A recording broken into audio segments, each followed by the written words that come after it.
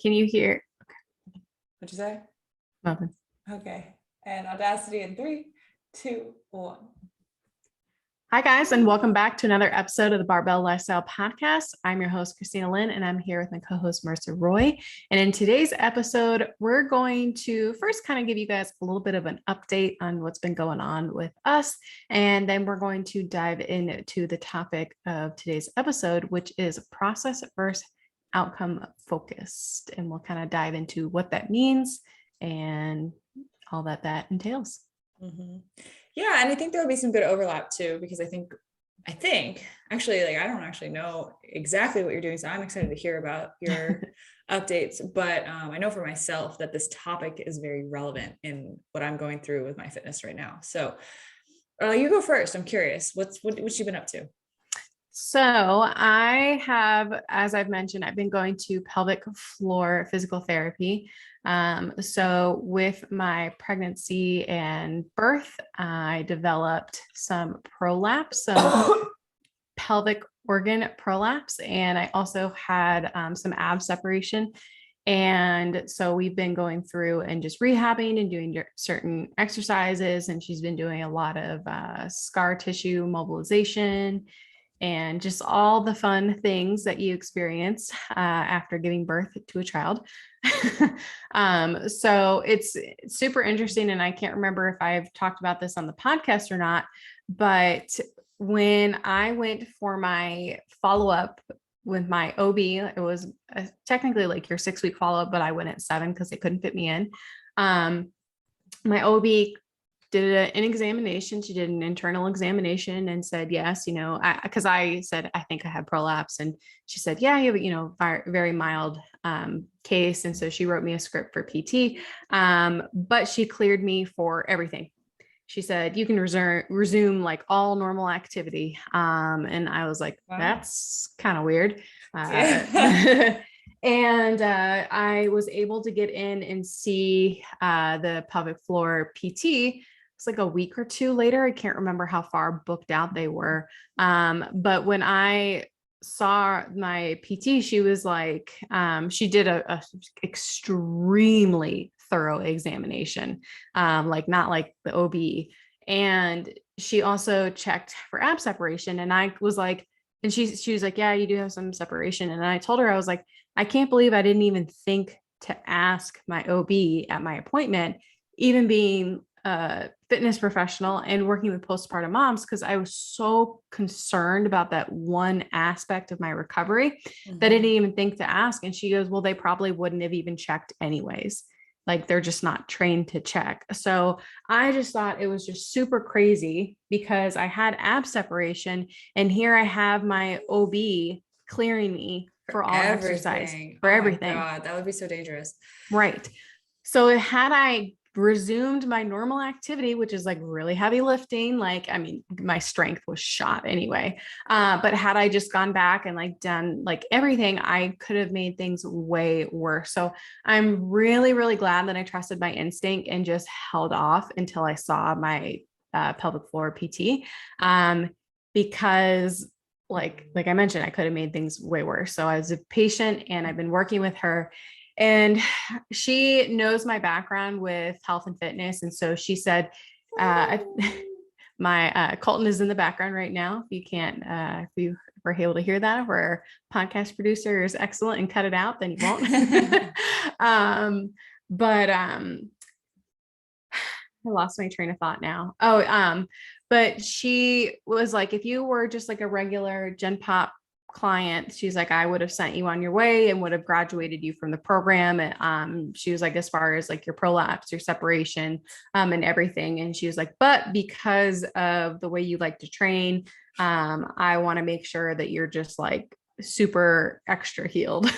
Yeah. That's so awesome. So it's been really great. I've had a really wonderful experience and I highly recommend if you're pregnant or if you're postpartum or if you're dealing with any sort of like pelvic floor issues, incontinence, anything like that, like go see a PT. But yeah, so she said that I can, ease my way back into exercise and fitness. And as long as I'm not having any pain, then I should be okay. And then just to keep her updated on like anything as far as like movements.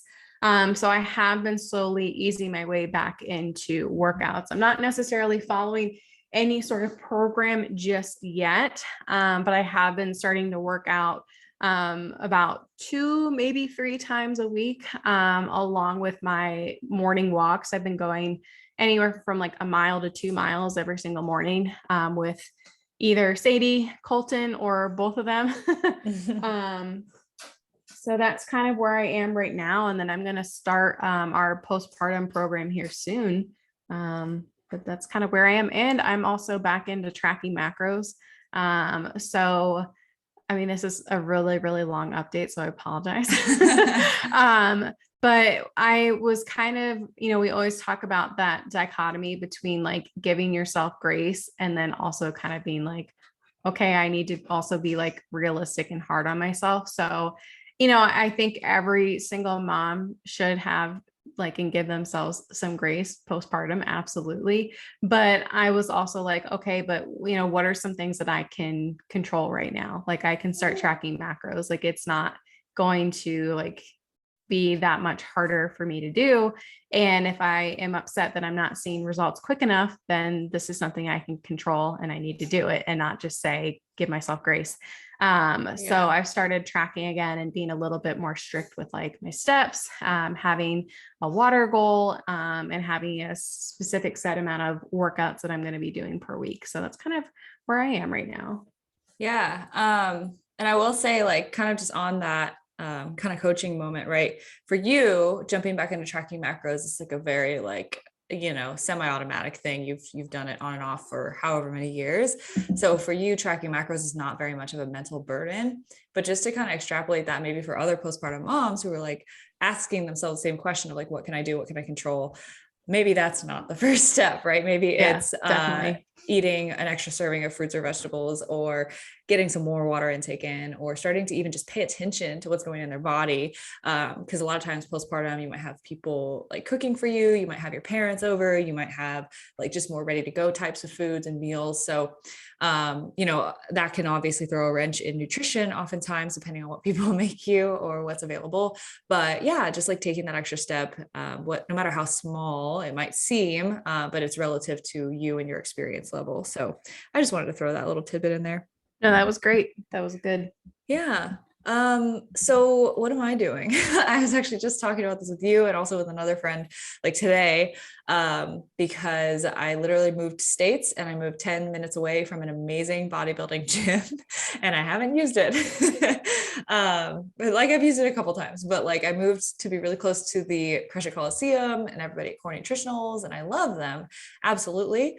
But I talked about this a lot in the episode we had on burnout, where I was just feeling really, really burnt out from training and nutrition and macros and blah, blah, blah. And it was just honestly the compounding stress of moving and trying to diet and do all that and run a business all on top of each other.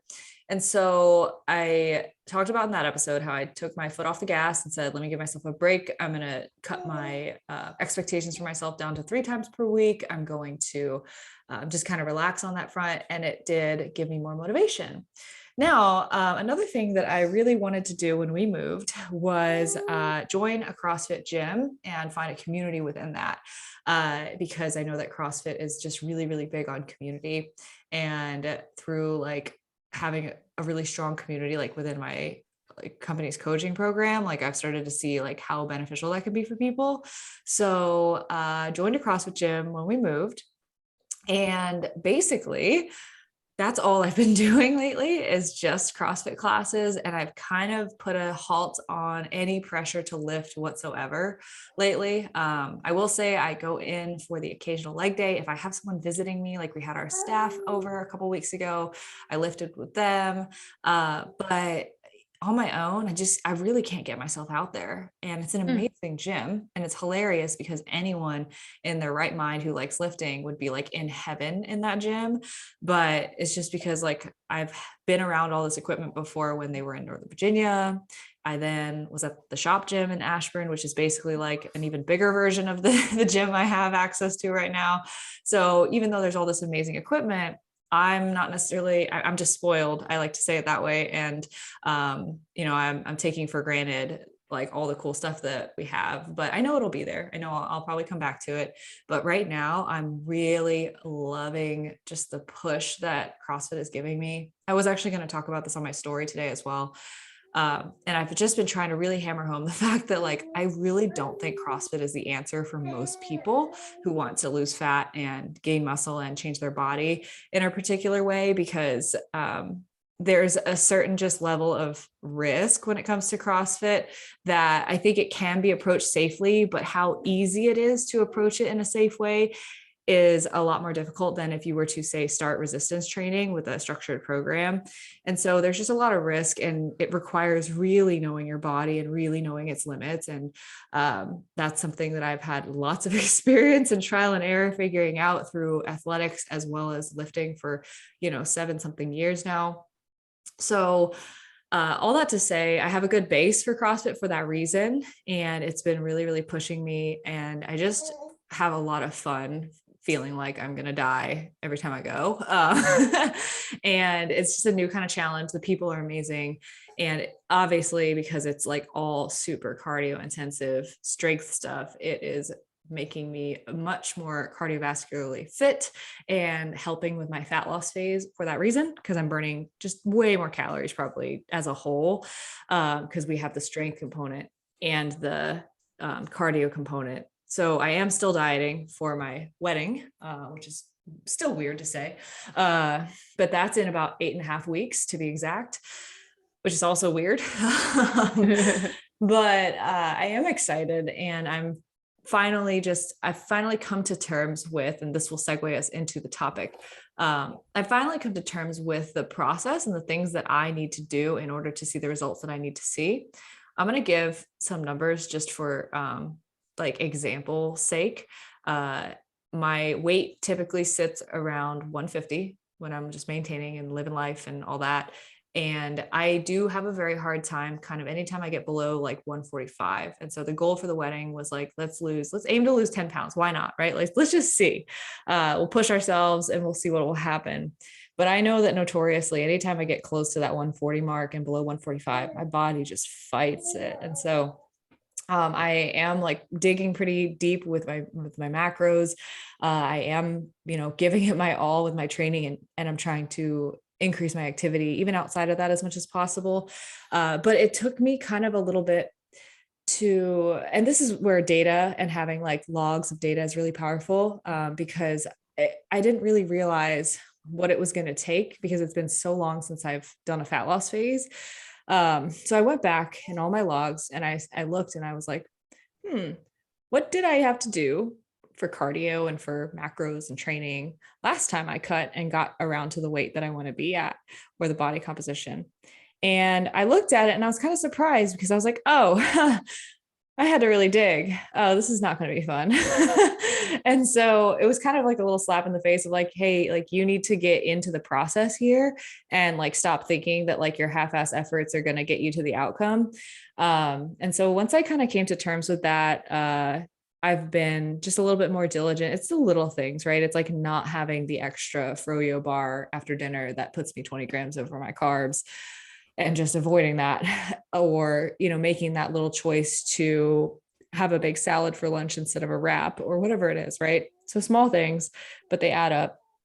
And I've just kind of, it's funny because we had a call with some of our clients, and we had one client in particular who said something along the lines of like, I feel like I was giving like a C effort. I thought it was my A effort, but it wasn't. And so once she realized what that A effort needed to be, she started giving it, and then she really started seeing results. And so that's kind of how I feel is what has happened for me. And then just really honing in on the process. And if I can just maybe say one more thing, and I'll let us go back and forth. One thing that really, really helped, and I said this today on my IG story as well, was I shifted my perspective from, oh, I have all this time, or, I've got like all this time to go.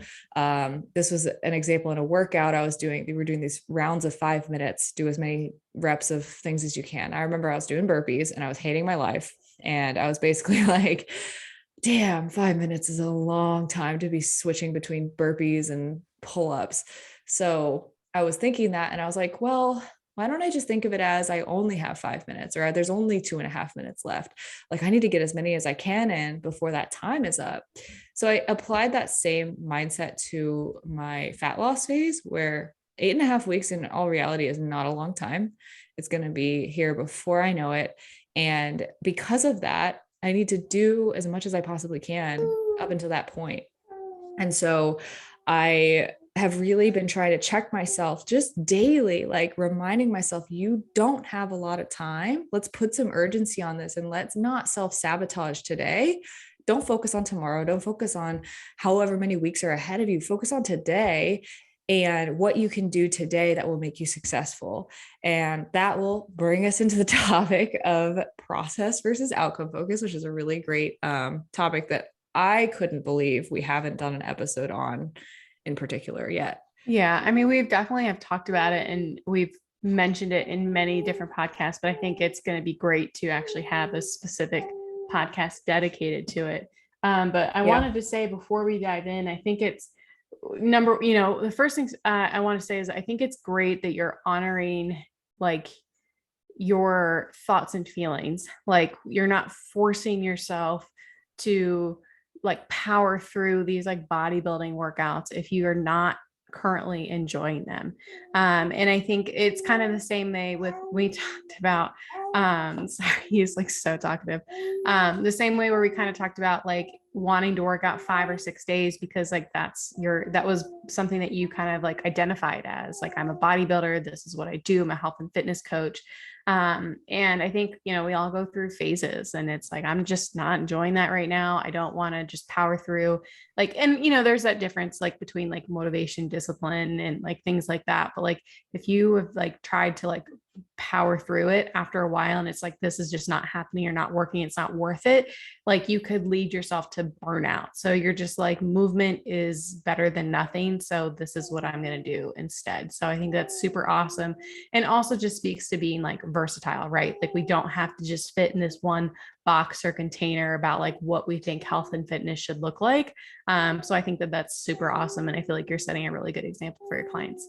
Aw, thank you. It's been Of course. it's been a lot of fun to honor that. And I think and also on that note, priorities and goals shift. And right now, what I'm doing right now is actually probably more in alignment with what I need for the goal that I have, because I just need more output and my body just resists fat loss and I just need more output. And I could do that by lifting more and taking more walks and being a boring bodybuilder that way. And that's an exciting and fun way for most people to go about it. But I have a lot of competitive energy that I'm not getting out because I don't have a volleyball community here yet. So I need to I need to channel it. And so I'm channeling it with myself when I'm in those workouts that make me question life. So I appreciate that though. Yeah. So let's maybe start off 18 minutes in defining process versus outcome focused. Do you want to take one of them and we can alternate maybe? Yeah. So I think just to put it really like simply, like outcome focus is focusing on the outcome, right? Like your goals, like you could have for your wedding, like I want to lose 10 pounds. Okay. So that's the outcome. And so if you are super focused on that the entire time, like it's sometimes like, I feel like you can get really frustrated really easily. Like let's say, for example, you had a week where you didn't lose any weight. So you're so focused on the outcome that you might lose sight of like all the different things that you did that week. So you can take the other one. Obviously it's the opposite, but yeah.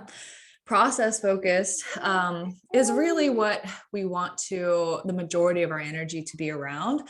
But, and we'll get into why that is, but being process focused is basically focused on kind of what I was explaining earlier of like, how can you check the boxes that you need to check today and doing the things in the process rather than only focusing on the outcome of I need to lose weight. Because at the end of the day, we don't control the outcome. What we control is the process. We control the things that we do and the actions that we take.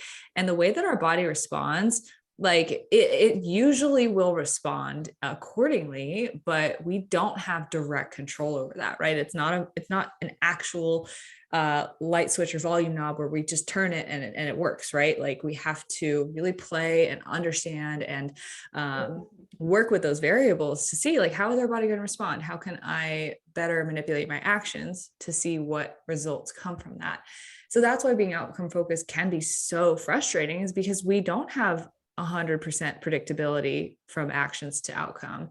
And so being process focused is focusing on the actions that we need to take on the day-to-day to, add up to not only the outcome, but just what I like to say is like the person that we want to be, and the types of things that person likes to do and does for particular reasons.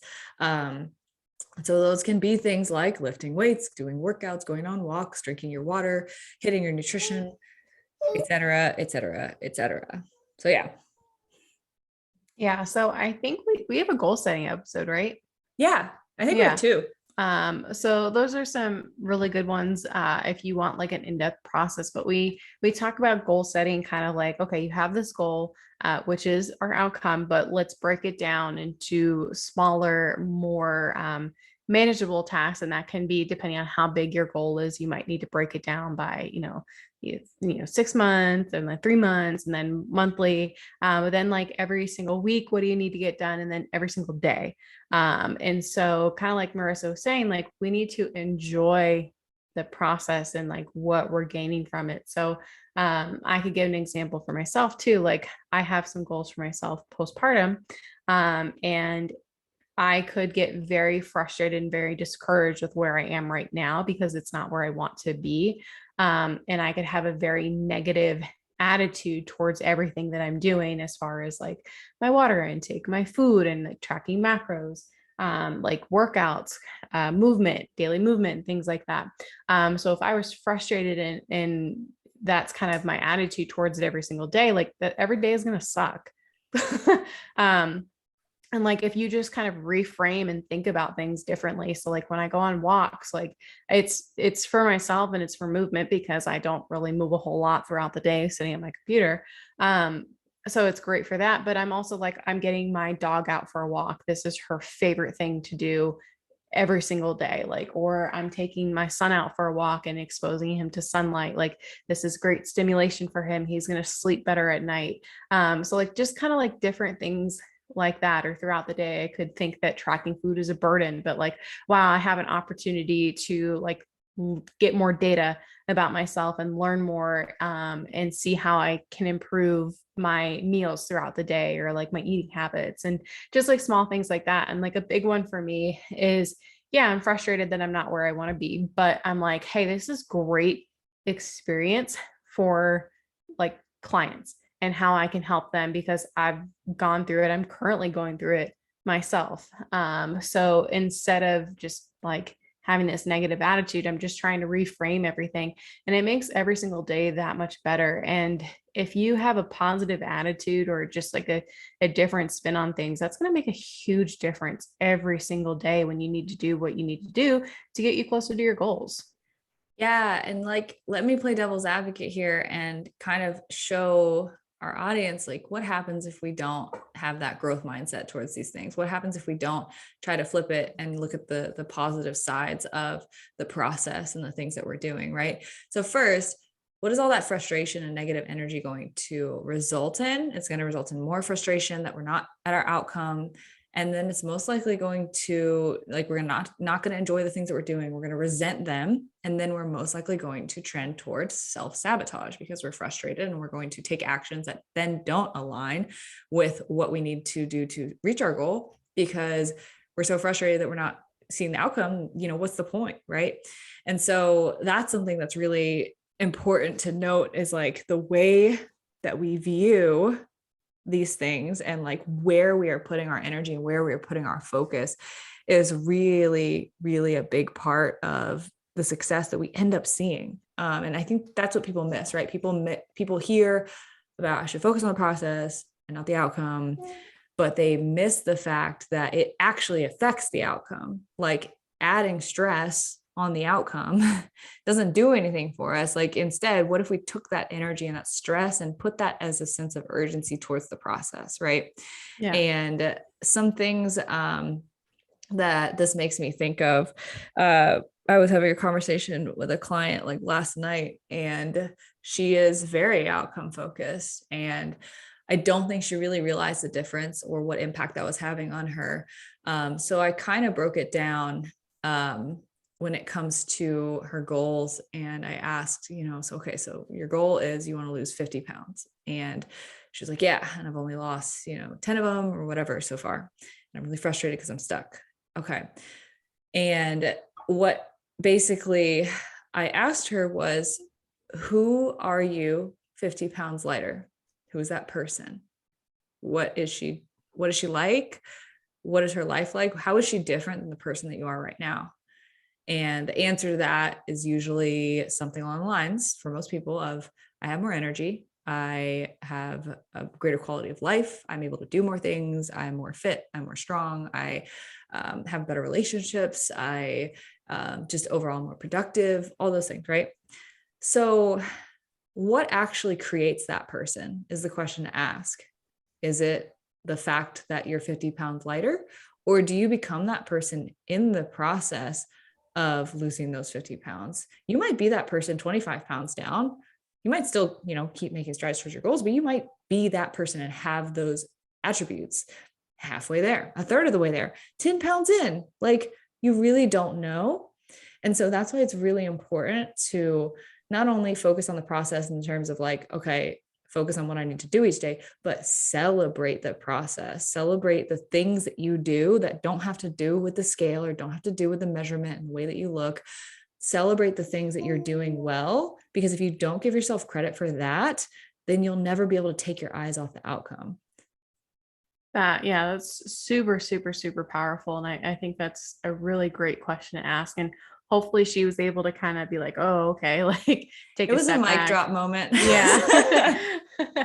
And I think that kind of goes back to like the clients that we typically see that are the most successful. And I'm sure you like you have the same thought, is those clients who are able to make that shift from like, oh, this is a 6-month program or this is a year-long program to like, oh, these are habits that I'm going to instill the rest of my life. Like, this isn't a 6-month journey, this is a lifelong journey, and kind of just stopping like that focus on like, oh, it's only 10 pounds or like it's only this. So like almost like a even bigger like process focus, like it's just like a lifelong thing and not just this short little thing. Oh, I love that. You made me think of, because we talked a little bit about this in our like get rid of your timeline episode. Mm-hmm. But instead of, okay, and I signed up for this thing, it's a 3-month journey, and like I will have arrived at my outcome in 3 months, and then there's nothing after that, right? Instead, looking at it like, for the next 3 months or 6 months or 9 months or however long you are hiring a coach for or getting help, for those next amount of time, you're going to have additional assistance in applying yourself to the process and being held accountable to making those changes. But that's it. It's the extra support and accountability towards that process. Like, that process is your life. Like, at the end of the day, something that a lot of people miss when it comes to losing weight or changing their health is they say that they want it to be lifelong and they want it to be sustainable and they want it to be something that they can stick to. But there is a lack of understanding in a lot of people. I won't say everybody, but there's a lack of understanding in a lot of people that the things that we're doing are things that we need to accept as permanent changes to our life. And so that's the person that we need to become, bringing us back to that identity thing. That's the person that we then are becoming, the person that we are. Those are the things that they do. And we're just getting additional assistance in making that change in ourselves. And so that's, I feel like, something that a lot of people miss, that is really kind of a make or break game changer for a lot of people's success in the long term. Yeah. And I had a client recently who, she messaged me, and we've been cutting, and she was really worried that she wasn't going to be able to lose any weight. And like halfway through the cut, she was like, I can't believe how much I'm enjoying this process. And she's like, and just my attitude and my mindset, she's like, I don't feel like I'm dieting. I don't feel like how I used to. She goes, I used to diet and I just was so focused on the end of the diet and all the foods that I could eat afterwards. And she was like, and my perception has changed. And I just realized that this is just part of the journey and what I need to do currently to get me closer to where I need to be. But like, I am actually enjoying things. And she's like, and I think that the biggest thing is just, again, it's just a more sustainable approach. But just her attitude really towards everything. And I have a couple clients who said the same thing, is like, they used to just feel like, okay, I just need to make it through this next, 2 months, 3 months or something like that. And then I'm out and I can go back to what I was doing before. So that's been like really, really eye-opening for them, and it has made them more successful. Yeah, I love that. I had something to add. Oh, right. And I think a lot of that comes back to, when you're enjoying the process. Let's talk about that, because people say enjoy the process all the time, but like, what the heck does that mean? And how do you enjoy the process? Right. Like So dieting sucks. Like, how can you enjoy it? yeah, it's like restricting calories sucks, like being hungry sucks, like losing weight is a hard process, that, all of that. So something that you can kind of reframe, or maybe think about differently, or open your mind to, would just be, when it comes to enjoying the process, it comes back to, who are you becoming, and like, what are the obstacles that you're overcoming to become that person. And so a really good analogy for this, honestly, is anything like a contest prep, or I will use, in my case, a CrossFit workout, because there are so many things in like a contest prep for a show, or maybe like marathon training, right? Like, you look at your run for the day and you're like, holy crap, that looks impossible. Or, I'm about to start a workout that's written on the board at CrossFit, and I'm like, how is anybody going to finish this, right? In the time cap, or the amount of reps that we need to do, or contest prep, like, how the heck am I going to go even another day, like feeling this way, or restricting like this. And so when you look at something and you're like, this looks impossible, and then you do it, it's the most empowering thing in the world. And I think that's why people enjoy things like marathons and CrossFit and contest prep, is because when you look at something and you say, that looks like it's impossible, and then you do it and you realize it's not as scary as you thought, and you actually conquered it, then that fear is gone and you're more confident. And then you're like getting gratification out of the fact that you did the thing. And so, that thing for you might not be a rigid diet for 6 months to step on stage in a bikini. That thing for you might not be killing yourself in a workout, but that thing for you that feels impossible, it might be eating 100 grams of protein a day. It might be getting enough water. It might be just putting yourself first day after day after day, even though you have spent your entire life putting everybody else before you. That might feel impossible. And so committing to yourself might be that thing that you have to learn how to celebrate as a part of the process. When you decide you're going to carve out that time for you, or you decide you're going to make that meal ahead of time, or plan your food, or whatever it is, right? So that is something I think that can hopefully help you conceptualize how to enjoy the process. Yeah. And I think it's kind of like the idea of like, if I can do that, I can do anything. And Yeah. so that's one of the things that we've talked about with like contest prep. And that's, another reason why I actually, I do. And you and I are both the same way. Like, we love the idea of 75 hard, right? Like, cause it's not the outcome that like necessarily like, oh, I want to lose weight, or I want to do, it's just the mental discipline of doing certain things, that are hard.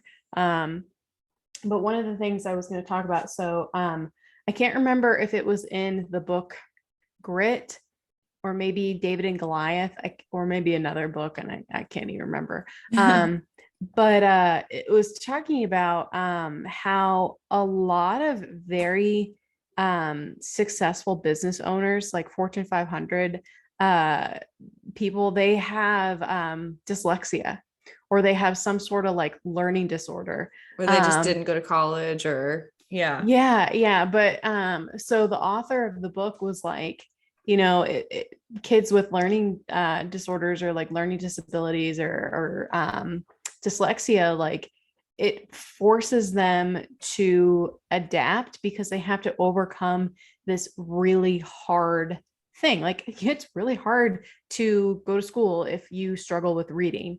So just the way that they were able to like overcome and adapt and just kind of become more resilient made them who they are and made them even more successful. And so the author of the book was like posing like a really interesting question. It's like, okay, knowing that not all, but knowing that those people who had dyslexia, they learned to overcome and adapt and were way more successful. But like, would you put that hardship on your child?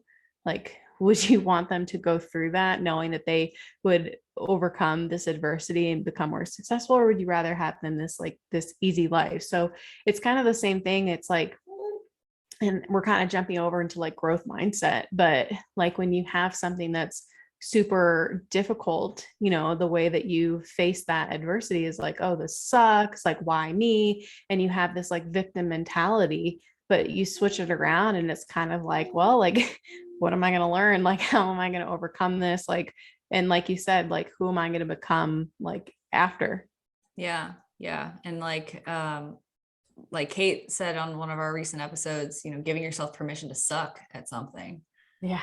That's hard. And it's hard Mm-hmm. to walk into something and be like, I might suck at this. I did that with CrossFit because there's a lot of movements and moving your body in weird ways that I know I don't know how to do. I'm constantly making a fool of myself, but it's a lot of fun. And, you know, you learn and then you improve. And the other thing with that is, you know, you said something, Christina, that and by the way, the book was definitely Grit. I remember. Okay. For sure. Okay. Definitely That's what I Grit by thought. Angela Duckworth. Good Yep. read. Easy Such a read good read. too. Like it kind of, it was one of those books where I just kind of breezed through it a little bit because it flowed really well. I will say, if you have children, that is probably one of the best Oh books that yeah. they can read or that Yeah. you can read You for can read for them. your kids. Yeah, Yeah. for sure. Like a good parenting tips book for sure. Yeah, absolutely. But the thing that you said was, you know, if you overcome that, then you feel like, oh, maybe if I can do that, then I could do anything. I will say a lot of people don't jump quite there. Maybe in my experience, I hear a lot of people still like kind of limit themselves or put themselves in a box, even if they do overcome something hard. But I think what always happens is if I can do that, what else can I do? And it opens the door to curiosity for more. Every single time you overcome something hard, right? And like you might not think you can conquer the world just yet, but like you can definitely. I know that this happens for a lot of our clients who maybe, in particular, they'll come into the program, they'll be like, I don't want to track a macro. Like I want to do this some other way. Teach me any other way. I don't want to touch MyFitnessPal. And I'll be like, okay, cool. We won't do that. We'll do it a different way. And we'll set them up with that and they'll do it and they'll be pretty successful with it. And they'll overcome the fear of like, wow, that wasn't so hard, right? Like I can do it. And then over time they get curious and they're like, hey, that tracking thing, can we talk about that again? And it's always funny. I always like laugh and I'm like, I'm not laughing at you. I'm laughing at how like ironic it is that like what we're realizing here is it was not something that you hate. It's something you were afraid of. And you were maybe afraid to learn that it could be helpful, or maybe you had beliefs around it that were holding you back from thinking that it was right for you or whatever it was. But yeah, it's just that you overcome something difficult. You realize maybe it wasn't as scary as you thought to take control of your health or your nutrition or your body. So then you're like, oh shit, if I could do that, like maybe if I lost the first 5 pounds, like what else could I do? What else am I capable of? Like how much more is in the tank? Like how much have I been limiting myself this whole time? I will say that's also hard, a very hard realization, because with that comes the responsibility and the weight of the fact that maybe you haven't been doing those things for, you know, your entire life or however long you haven't been doing those things. And that can be hard to accept that responsibility of like, I am where I am right now because of myself and because I haven't been doing those things. And that's hard to come to terms with, but I encourage you to not let that discourage you. I encourage you to look at that as, you know, if you have overcome something and you think, what else can I do? Like there is so much more that you can do and so much more that you're capable of. And while it might be a heavy weight to bear of like, damn, I could have done this whole time. You're doing it now, and that's all that matters. You can't get time back. So, capitalize on the now and push yourself now with all of that. Yeah, I was going to say again, like kind of that reframe, like to think about like how cool it is that you're in charge of everything. Yeah. That you are you are the person that can take control and change things. So I just think that's just so cool. Yeah, absolutely. I don't have any other things to add on this topic. Do you? I don't either. No, we set a goal for 30. Set a goal for 30. We got 40, but way better than previous episodes. We're so getting there. Yeah, we'll keep going, guys. But anyways, hopefully this has shifted your mindset towards setting goals and whatever it is that you're going through right now. Hopefully you have a better perspective. But yeah, so hopefully you guys enjoyed this episode. If you haven't already, make sure you subscribe to the podcast. You can find both of us on Instagram. You can find me at Christy Lynn Fit. You can find Marissa at Marissa Roy Fitness. Thank you guys so much for listening, and we hope to see you back next week.